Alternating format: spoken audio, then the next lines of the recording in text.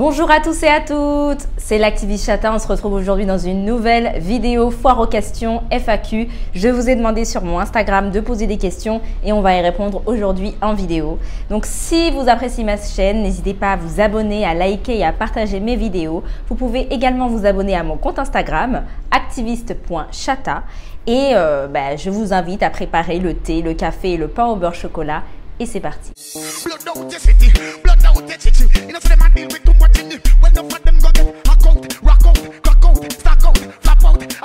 Alors, je vais répondre à vos questions une par une, donc c'est parti.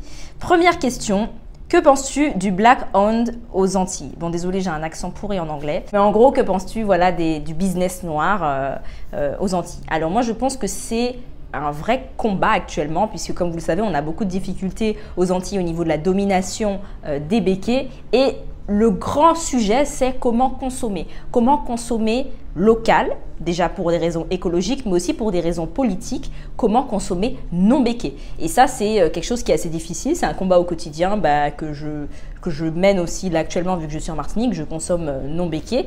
Mais c'est pas évident. Donc il y a toujours cette question de la traçabilité, de savoir qui est derrière telle entreprise, que ce soit dans la cosmétique, que ce soit pour la nourriture, que ce soit dans les activités à faire pour se divertir. C'est très compliqué. Moi, ce que je vous recommande, c'est toujours de consommer chez vos proches. Vous avez forcément une cousine, une tati qui a un petit business, qui a une épicerie, qui a quelque chose. Là, vous avez une traçabilité qui est fiable parce que du coup, vous êtes sûr que la personne qui est derrière ce business, c'est une personne que vous connaissez. Deuxièmement, faire avec les proches de vos proches. Et aussi, vous avez de plus en plus de comptes Instagram qui vont repartager des entreprises qui sont tenues par des Noirs. De plus en plus, ça se fait. Je pense à notamment Strictly Local qui justement partage plein d'entreprises locales. Alors, je ne sais pas si parmi ces entreprises locales, elles partagent aussi du business qui n'est pas tenu par des Noirs, mais par des Blancs, par exemple des Blancs pays, je ne sais pas. Donc là, c'est quelque chose à vérifier. Mais c'est vrai que c'est un vrai combat et j'essaye au maximum de consommer noir, mais ce n'est pas toujours facile. D'autant plus qu'aux Antilles, certes, on a cette question de la domination des béquets et dans ce sens, on est appelé à boycotter les béquets. En tout cas, quand on est engagé sur les questions, que ce soit chlordécone, justice, etc., on essaye de boycotter les béquets, mais boycotter les béquets ne veut pas forcément dire consommer que noir. Parce que vous avez plein de communautés quand même en Martinique. Vous avez la communauté asiatique, vous avez la communauté des Syriens, vous avez même des Arabes, des Maghrébins de plus en plus. Moi, personnellement, ça ne me dérange pas de consommer dans une épicerie asiatique ou dans une épicerie tenue par un Syrien. Ça ne me dérange pas du tout. Même, ça ne me dérange pas de consommer chez un blanc non béquet, même si je vais toujours essayer de prioriser le business noir parce que dans cette société, les Noirs sont quand même discriminés, les Noirs ont des bâtons dans les roues en permanence. Donc si je peux à mon échelle entre deux produits au même prix, je vais prendre le business noir. Et parfois même si c'est un peu plus cher, mais que c'est tenu par un Noir, je vais privilégier. Et c'est pas de la discrimination contre les autres ethnies, c'est pas ça. C'est purement du communautarisme, mais du communautarisme dans le bon sens du terme, parce que je pense qu'aujourd'hui, on nous parle beaucoup du communautarisme comme si c'était quelque chose de négatif, mais en soi, faire passer sa communauté avant, je ne vois pas où est le problème en fait. Je ne vois pas où est le problème. On essaie de se soutenir entre nous dans une société qui de fait est inégalitaire pour notre communauté. Donc on essaie de rétablir un rapport de force beaucoup plus équilibré. Donc voilà. Mais ça, ce n'est que mon avis. Donc pour ma part, le business noir a un avenir aux Antilles, mais le problème qu'on a, c'est au niveau de la traçabilité. Comment prouver que telle entreprise est tenue par un Noir et que derrière, les actionnaires sont bien aussi des Noirs? Parce que c'est souvent ça, vous avez parfois une personne qui va représenter la marque, mais derrière, ça va être quand même tenu par des béquets. Ça, c'est quelque chose qui s'est vu plusieurs fois, il y a eu plusieurs polémiques. Il me semble qu'il y avait eu une polémique notamment pour une marque de cosmétiques il n'y a pas très longtemps, peut-être l'année dernière. Et ça fait que les gens se sentent trahis parce qu'ils veulent donner leur argent à un business noir. Et quand ils découvrent que derrière ce côté noir, ce côté local, ce côté roots, derrière c'est le béquet qui touche les sous, c'est un sentiment de trahison. En ce sens, je vous invite à aller sur ma page Instagram. J'ai fait des posts il y a quelques temps où j'invitais les gens à commenter toutes les entreprises qu'ils connaissaient qui étaient non béquées en Martinique, Guadeloupe, Guyane. Donc vous avez à la fois des entreprises agroalimentaires, vous avez des entreprises qui vont être plus les loisirs et des entreprises en tout genre. Et j'ai tout réuni dans un guide. Donc pour l'instant, c'est pas du tout organisé. J'essaierai de l'organiser un peu mieux. Mais en tout cas, là, vous avez en vrac plein d'entreprises qui sont censées être locales et tenues par des non-béquets. Donc si ça vous intéresse et que vous voulez consommer de non-béquets aux Antilles, n'hésitez pas. Quelles sont tes aspirations pour ta chaîne YouTube et ton compte Instagram? Alors, mes aspirations, Honnêtement, pour ma chaîne YouTube, je n'en ai pas. Comme je vous l'ai dit depuis quelque temps déjà, ma chaîne n'a pas vocation à être éternelle. Pour l'instant, je continue par pur engagement, par volonté de continuer à mobiliser notre présent, à faire comprendre notre passé et à essayer de nous questionner sur l'avenir. Mais je tiens comme je peux, mais c'est très difficile de tenir le rythme. Et honnêtement, je pense que la chaîne va probablement bientôt s'arrêter parce que je ne pourrai physiquement plus en fait. Ou du moins va devenir très pauvre en termes de contenu. C'est-à-dire que je ne pense pas que je vais d'office venir et vous dire voilà c'est la fin de la chaîne, je la ferme, mais vous allez voir de vous-même au bout d'un moment qu'il y aura peut-être une vidéo par mois, peut-être une vidéo par trimestre. Et je vous dis d'office, c'est pas que je ne vous aime pas, mais c'est que je suis engagée dans d'autres choses aussi. J'ai ma vie professionnelle, ma vie personnelle à gérer et ça devient de plus en plus compliqué. Et honnêtement, pour l'instant, je tiens par conviction, mais vous savez, la conviction, ça ne va pas vous faire tenir non plus extrêmement longtemps. Il y a la santé mentale et physique avant tout quand même, que j'essaie de prioriser. Et au niveau de mon compte Instagram, ça par contre, je trouve plus simple de gérer un compte Instagram. Ça ne me demande pas de créer des vidéos, ça ne me demande pas de créer du contenu, de me mettre là à tourner, à monter, à uploader la vidéo sur YouTube, à faire les teasers. C'est ça, cette partie-là qui est chiante et chronophage, fait qu'aujourd'hui, je ne vais pas tenir très longtemps. Mais le compte Instagram, c'est plus fluide, c'est plus spontané. Donc, je pourrais toujours continuer à vous partager des petites choses, des petites astuces, des nouveaux projets, des nouvelles entreprises, voilà, locales, des nouveaux combats. Enfin, voilà, le compte Instagram, je vais le garder, il va continuer à fonctionner, mais pareil, pas à un rythme soutenu. Rappelons que je ne suis pas une influenceuse, je suis une créatrice de contenu militant et c'est un contenu qui est assez chronophage, assez démoralisant aussi, il faut le dire. Donc, je ne peux pas vous promettre en fait une rigueur, enfin si, je peux vous promettre une rigueur, mais je ne peux pas vous promettre une régularité. Voilà, une régularité dans ce que je vais créer, dans ce que je vais poster. Donc, je serai toujours là, je serai toujours engagée, ça c'est sûr. Comment est-ce que mon engagement va se manifester? Il va évoluer avec le temps. Ce ne sera peut-être pas toujours par des vidéos YouTube, mais en tout cas, je serai là et vous pouvez compter sur moi au niveau du cœur, de l'engagement. Voilà. En tout cas, je vous remercie d'avoir suivi jusqu'ici toutes mes aventures, toutes ces vidéos, tout ce travail. Je crois que j'ai compté, j'ai vu que j'avais à peu près 76 vidéos, mais ça, pour moi, c'est un truc de ouf. Je ne me rendais pas compte que j'en avais fait autant. C'est des heures et des heures de travail, mais vous me le rendez bien en likant, en commentant, en partageant, en m'envoyant des messages pour me dire que cette vidéo vous a ému, cette vidéo vous a appris énormément, cette vidéo vous a transcendé, cette vidéo vous a mis en colère, mais vous a donné envie d'avancer. Ça, c'est des retours qui sont très, très, très précieux et c'est ça aujourd'hui qui fait que je tiens pour continuer cette activité. Alors, question suivante, l'émancipation des pays africains par rapport au néocolonialisme français. Avis? Ça, c'est vraiment une question piège. Comment est-ce que je peux résoudre cette question? La question du néocolonialisme, c'est une question très grave, très insidieuse, parce que finalement, ces pays africains qui ont arraché leur indépendance, et on les en félicite, c'était un acte de bravoure, de liberté, de retrouver sa liberté, sont tombés dans le néocolonialisme. Je vous déteste, les motards. Bref, sont tombés dans le néocolonialisme. Le néocolonialisme, c'est très insidieux, parce que sous prétexte d'aider un pays, on va venir dans le pays, on va mettre des militaires pour protéger le pays, mais on va surtout se réserver des endroits pour pouvoir piller les ressources de ce pays, se réserver un pouvoir dans la manière dont va être gouverné ce pays, voire même choisir les gouvernants, avoir un impact, une influence sur les élections. On va aussi toujours continuer de créer la monnaie de ces pays, donc avoir tenir des fonctions régaliennes d'un pays nouvellement indépendant. Garder ces fonctions-là régaliennes, c'est finalement n'accorder aucune indépendance à ce pays et on reste dans une situation coloniale, mais qui est cette fois-ci plus insidieuse, puisqu'on a cette impression de liberté, cette impression d'indépendance qui en fait n'en est rien. Et c'est d'autant plus compliqué, parce que quand vous avez des militants qui se battent contre le néocolonialisme en Afrique, on leur rétorque, mais c'est bon, vous êtes déjà indépendants, voilà. Non, ils sont indépendants sur le papier, mais dans les faits, dans la pratique, le combat est encore à mener, donc c'est très difficile. Et c'est d'autant plus difficile parce qu'on leur argue également que sans les aides de la France, soi-disant les aides, sans les aides des Occidentaux, sans l'ingérence des Occidentaux dans les conflits qu'il peut y avoir, ces pays africains seraient dans la guerre, la mort, la pauvreté et l'horreur. Donc en fait, on est toujours dans ce rapport colonial et cette idée que l'Occident vient aider l'Afrique avant tout. Et c'est dans une bonté d'âme, dans un acte humaniste qui viennent aider l'Afrique, ce qui est totalement faux. Peut-être qu'il y a 2-3 humanistes dans le lot, mais en tout cas, la majorité et le socle, le système est pensé de façon à ce que l'Occident agisse pour ses propres intérêts, pour pouvoir avoir une influence dans le monde, pour pouvoir avoir les ressources nécessaires à sa consommation hyper capitaliste. C'est ça, on est dans ce système-là. Donc c'est un combat très compliqué. Honnêtement, moi, de mon point de vue d'antillais, je pense qu'il est important qu'on reste vigilant face à ce qui se passe en Afrique, parce que ce sont nos frères premièrement. Donc être vigilant, continuer de soutenir leur combat, s'informer par les activistes et aussi prendre note de ce qui se passe, pour pas que ça nous arrive aussi. Même si nous on est encore totalement dans le colonialisme, puisqu'on n'a même pas l'indépendance, mais c'est important de voir comment se passe l'après-indépendance. Et ça, je vous renvoie à ma vidéo sur l'indépendance, qui fait 1 heure, je sais pas combien, mais qui vaut le coup d'être regardée, je vous assure. En tout cas, j'envoie un soutien à tous les activistes d'Afrique qui se battent, qui continuent le combat. C'est vraiment difficile. Je vous envoie un soutien et mes sincères amitiés et ma fraternité et sororité. Aimerais-tu faire des voyages en Afrique?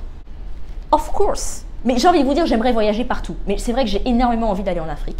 Il y a plein de pays qui m'intéressent énormément. J'aimerais bien aller au Sénégal, j'aimerais bien aller en Côte d'Ivoire, j'aimerais bien aller au Kenya, j'aimerais bien aller au Nigeria, j'aimerais bien aller en RDC. En fait, il y a vraiment plein de pays qui m'attirent.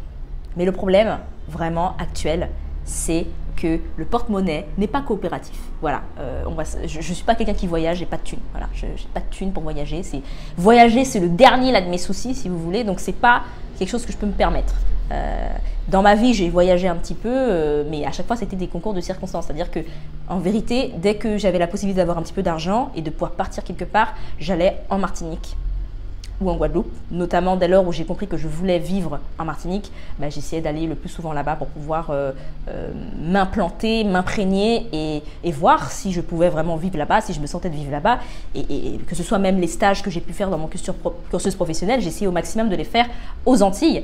Mais, vous voyez, quand on est focus sur ses propres îles parce qu'on veut se les réapproprier, à un moment donné, ça veut dire que tout notre argent part pour partir là-bas et au détriment d'autres pays, d'autres contrées, quoi. Le luxe de voyager pour voyager en touriste, c'est pas quelque chose que je connais. Les seuls pays que j'ai pu faire, c'est l'Espagne. J'ai pu aller avec des copines, c'était super, mes copines. Voilà. Donc j'ai pu aller en Espagne, à Barcelone. J'ai pu aller aussi en Espagne avec le collège. J'ai été à Grenada. J'ai visité l'Alhambra avec la mosquée, l'église et la synagogue. C'était hyper intéressant. J'ai pu aller en Angleterre. J'ai pu aller en Angleterre à plusieurs reprises, notamment 2 fois pour le carnaval de Notting Hill, le Caribbean Carnival. Bon, ça, c'était pour m'amuser. Et puis, franchement, ça, je vous conseille vraiment d'aller au carnaval de Notting Hill. C'est vraiment super intéressant. Il y a de la musique, des chants, de la bouffe. If you are Caribbean, you will like this. You will like this. Et j'ai pu aller aussi une fois en Écosse, pareil avec l'école. Voilà. Mais sinon, je ne suis allée nulle part ailleurs. Voilà, et donc je rêverais d'aller dans un pays d'Afrique. J'aimerais bien en fait aller partout si vous voulez. Il y a même des pays du Maghreb qui m'intéressent. Mais j'aimerais que mon premier pied sur le continent africain, ce soit en Afrique noire. Ça, j'y tiens vraiment.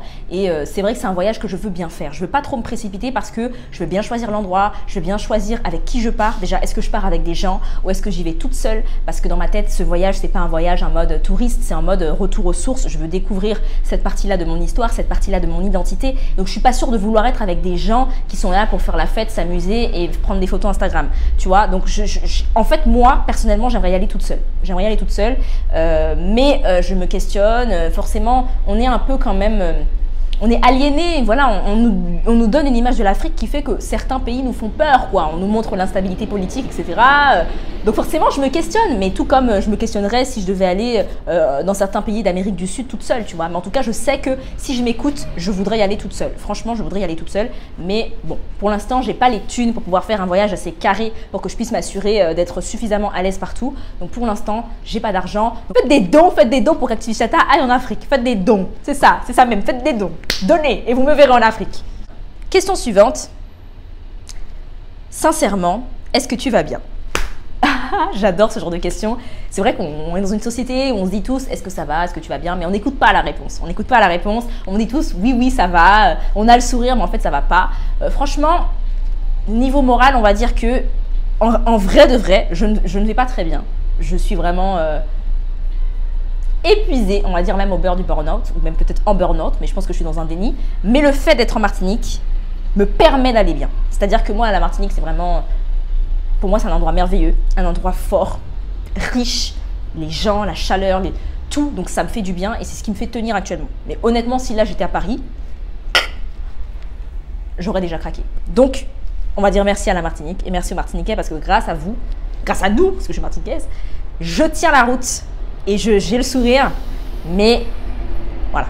Que penses-tu du fait que les jeunes laissent la place aux étrangers, aux Antilles? Alors, ça c'est une vraie question, le retour au pays, les étrangers qui viennent massivement en Martinique ou en Guadeloupe, cette impression qu'on est envahi. Alors honnêtement, moi je suis pas quelqu'un qui est focus sur les blancs là, essayer de dire là il y a trop de blancs et trop de blancs. Je suis pas comme ça. Moi je pense que les blancs ont le droit de vivre où ils veulent, comme les noirs ont le droit de vivre où ils veulent. Je suis en Martinique depuis le 1er janvier. Effectivement, par rapport à quelques années, dans certains endroits, ça m'est déjà arrivé de me retrouver sur certaines plages et d'être la seule noire. Non mais genre, alors moi, ça ne veut pas dire que je vais mal les regarder, ces blancs, et que je vais les juger, on ne sait pas. Peut-être qu'ils sont là pour le travail et qu'ils tiennent des fonctions dont on a besoin et qu'il n'y a pas de noir dedans, possible. Peut-être qu'ils sont là pour les vacances et après tout, ils ont le droit de passer des vacances, de faire les touristes et de participer à l'économie, hein, puisqu'il y a des gens qui ont des commerces et que c'est grâce aux touristes que ça marche, hein, ça c'est sûr. Et je ne suis pas là pour dire que les blancs ne doivent pas venir, mais c'est quand même préoccupant parfois de se retrouver et d'être les seuls noirs sur une plage en Martinique. Voilà, ça questionne notre rapport déjà à la Martinique. Est-ce que vraiment il y a une arrivée massive d'Européens qui viennent et d'Antillais qui partent? Et ça, c'est une réalité. Beaucoup d'Antillais partent pour leurs études et ça, on ne va pas leur en vouloir. Il y a plein de filières qui ne sont pas en Martinique. Et puis, il y a aussi l'idée de partir à l'aventure, voir autre chose. Moi, je comprends tout à fait. Au bout d'un moment, quand on a vécu toujours au même endroit, on veut voir autre chose, d'accord? Donc ça... Ils ont le droit de partir. La question, c'est comment ils font pour revenir quand on n'a pas d'opportunité à leur donner, quand on priorise des personnes européennes. Ça, c'est une vraie question. Et ça, c'est à nous de faciliter leur retour, de donner des opportunités, de les aider. Et là, je big up toutes les associations. Il y en a pas mal. Il y a Aller Virer, il y a plein de trucs de retour au pays, etc. qui participent à cet effort-là de conscientisation par rapport à l'importance de retourner au pays et qui mettent des clés, qui donnent des outils. Vous avez aussi le site Éduc Caraïbes qui vous met en avant toutes les filières qui existent dans la Caraïbe, c'est-à-dire qu'on essaie de vous ouvrir les yeux, vous étudiants, et de vous montrer qu'il y a des filières qui sont intéressantes, qui sont pas forcément qu'en France. Vous avez aussi d'autres îles de la Caraïbe qui sont intéressantes. Vous avez la Guadeloupe, vous avez Sainte-Lucie, vous avez la Barbade, vous avez aussi, qui n'est pas une île, mais vous avez la Guyane. Enfin, c'est des terres où on pourrait se visualiser et se dire, bah, ok, je veux pas faire mes études en Martinique, où il n'y a pas ce que je veux en Martinique. Au lieu que mon réflexe soit d'aller dans l'Hexagone, je me tourne vers la Caraïbe. Et autre chose, un autre pan de réflexion, c'est l'idée, est-ce que le Martiniquais profite assez de son île? Parce que peut-être aussi que moi, quand je vais à la plage et que je me retrouve quasiment la seule non blanche sur la plage, c'est peut-être parce que les Martiniquais vont peut-être moins à la plage que des Blancs qui viennent d'arriver. Et c'est un peu logique. Quand tu viens d'arriver en Martinique, tu veux profiter au max, tu veux tout voir, tu veux tout. Tu es dans l'étonnement. Tu veux profiter au max de tout parce que tu es dans « Waouh, c'est magnifique ». Quand tu vis là depuis des années, tu n'es peut-être pas tous les jours aller te dire « Je vais faire la montagne Pelée, je vais faire la plage de là, je vais faire la rivière ».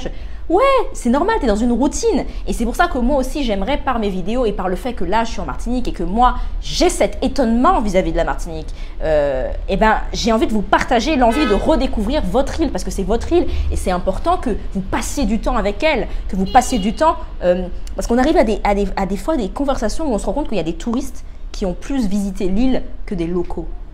Tu vois, parce qu'ils ont cette curiosité, ils savent qu'ils ne sont pas là pour longtemps, donc ils veulent bouger et voir un maximum de choses. Alors que ceux qui vivent là, parfois, sont dans des petites pantoufles de confort et se disent de toute façon l'île est là, je peux y aller quand je veux, donc je n'y vais pas. Et donc on a des Martiniquais qui n'ont jamais fait la montagne Pelée, il y a des Martiniquais qui n'ont jamais vu telle rivière ou telle plage. Alors parfois c'est une question de moyens, parfois c'est une question de temps, parfois c'est une question aussi, vous pouvez être handicapé et ne pas être en mesure de monter la montagne Pelée, mais c'est quand même préoccupant. Donc moi je vous invite à vous dire, voilà, peut-être une fois par mois, on se fait une belle sortie découverte. Et n'hésitez pas à m'envoyer des DM, on peut les faire ensemble. Moi je serais ravie de découvrir et redécouvrir la Martinique avec des gens qui ont envie de découvrir ou redécouvrir la Martinique, leur pays. Voilà, on le fait pas en mode on est des touristes, on le fait en mode c'est chez nous et on revendique, on veut redécouvrir notre maison en fait et voir à quel point elle est belle. Parce que parfois on est trop habitué et on se rend pas compte à quel point la maison est trop belle. Et c'est que les inconnus, les invités qui viennent et qui disent bordel mais ta maison est trop belle. Et c'est que là qu'on se rappelle mais oui ma maison est belle en fait. Donc rappelons-nous que notre maison est belle. Au final, je me rends compte que la vidéo est très longue, donc je vais plutôt faire une deuxième partie. Donc vous retrouverez la deuxième partie plus tard.